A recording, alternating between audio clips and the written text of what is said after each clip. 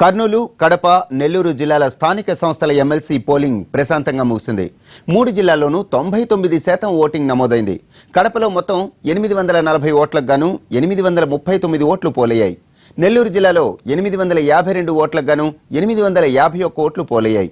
ఇక కర్నూలు జిల్లాలో మొత్తం 1084 ఓట్లకు గాను 1078 ఓట్లు పోలయ్యాయి. ఈ నెల 20న ఓట్ల లెక్కింపు జరగనుంది. గత 15 రోజుల నుంచి ఓటర్లంతా ఆయా పార్టీల శిబిరాల్లో ఉండడంతో అందరూ బస్సుల్లో వచ్చి ఓటు హక్కును వినియోగించుకున్నారు. అన్ని చోట్ల పటిష్టమైన బందోబస్తు ఏర్పాటు చేయడంతో పోలింగ్ ప్రశాంతంగా ముగిసింది.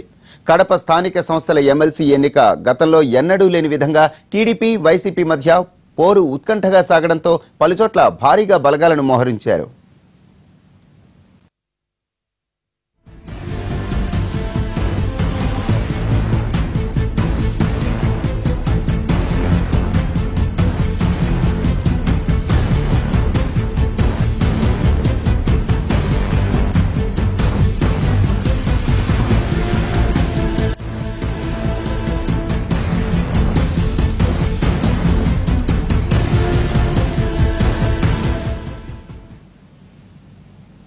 కర్నూలు జిల్లాలో స్థానిక సంస్థల కోట ఎమ్మెల్సీ ఎన్నికలు ప్రశాంతంగా జరిగాయి. మొత్తం 1084 మంది ఓటర్లుండగా 1078 మంది తమ ఓటు హక్కును వినియోగించుకున్నారు.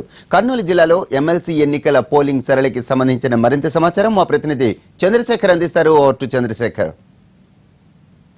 కర్నూలు జిల్లాలో స్థానిక సంస్థల ఎమ్మెల్సీ ఎన్నికలు ప్రశాంతంగా జరిగాయి. జిల్లాలో 1084 మంది ఓటర్లు ఉండగా 1078 మంది ఓటు హక్కు వినియోగించుకున్నారు.